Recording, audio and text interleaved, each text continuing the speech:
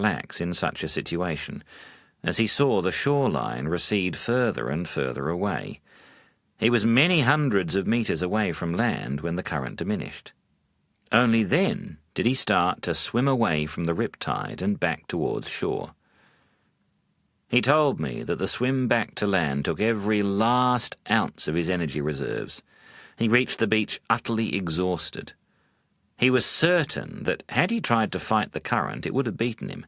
He would have been swept far out to sea just the same, but so depleted in energy that he wouldn't have made it back. If he hadn't let go and gone with the flow, he was sure he would have drowned. Such anecdotes demonstrate that the adage, "when there's nothing to do, then do nothing," is not fanciful theory. Rather, it can be life-saving wisdom. Whenever the current is stronger than you are, that is the time to go with the flow. When you are able to be effective, that is the time to put forth effort. Caught between a tiger and a snake. There is an old Buddhist story which describes in much the same way as the previous story how we might respond to life or death crises. A man was being chased by a tiger in the jungle. Tigers can run much faster than a man, and they eat men too. The tiger was hungry. The man was in trouble. With the tiger almost upon him, the man saw a well by the side of the path. In desperation, he leapt in. As soon as he had committed himself to the leap, he saw what a big mistake he had made. The well was dry, and at its bottom he could see the coils of a big black snake. Instinctively, his arm reached for the side of the well, where his hand found the root of a tree. The root checked his fall. When he had gathered his senses, he looked down to see the black snake raise its head to full height and try to strike him on his feet, but his feet were a fraction too high. He looked up to see the tiger leaning into the well, trying to paw him from above, but his hand holding the root was a fraction too low. As he contemplated his dire predicament, he saw two mice, one white and one black, emerge from a small hole and begin chewing on the root. As the tiger was attempting to paw at the man, its hindquarters were rubbing against a small tree, making it shake. On a branch of that tree, overhanging the well, was a beehive. Honey began to drop into the well. The man put out his tongue and caught some. That tastes good," he said to himself, and smiled. This story, as it is traditionally told, ends there. That is why it is so true to life. Life, like those long-running TV soaps, doesn't have a neat ending. Life is forever in the process of completion.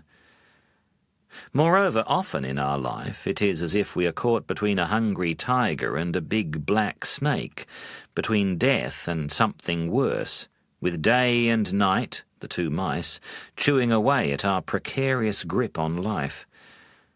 Even in such dire situations, there is always some honey dripping from somewhere.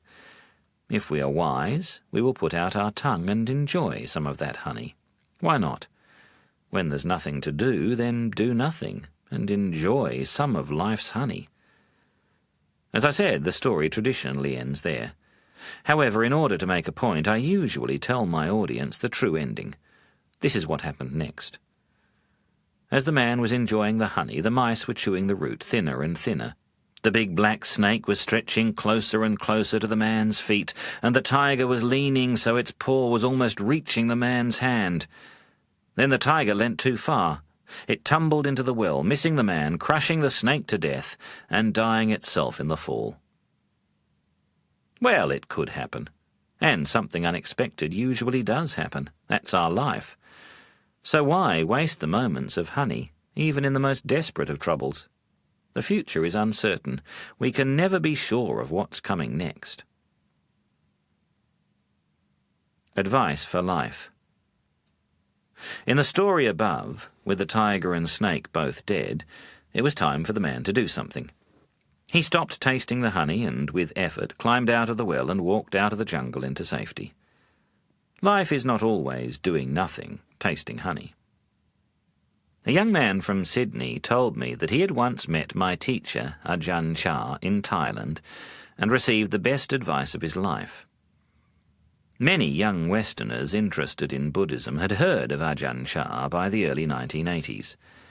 This young man decided to make the long journey to Thailand for the sole reason of meeting the great monk and asking some questions.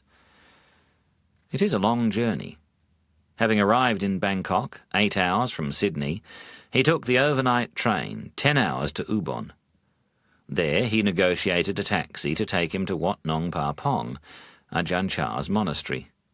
Tired but excited, he finally reached Ajahn Chah's hut. The teacher was famous. He was sitting under his hut as usual, surrounded by a large crowd of monks and generals, poor farmers and rich merchants, village women in rags and decorated ladies from Bangkok, all sitting side by side. There was no discrimination under Ajahn Chah's hut.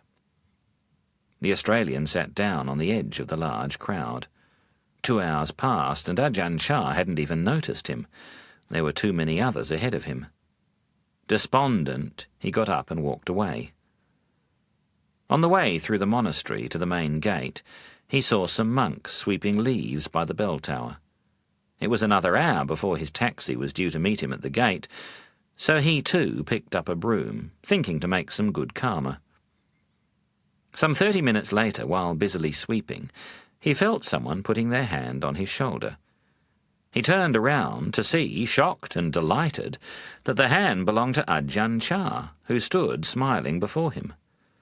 Ajahn Chah had seen the Westerner, but had no chance to address him. The great monk was now on his way out of the monastery to another appointment, so he had paused in front of the young man from Sydney to give him a gift. Ajahn Chah said something quickly in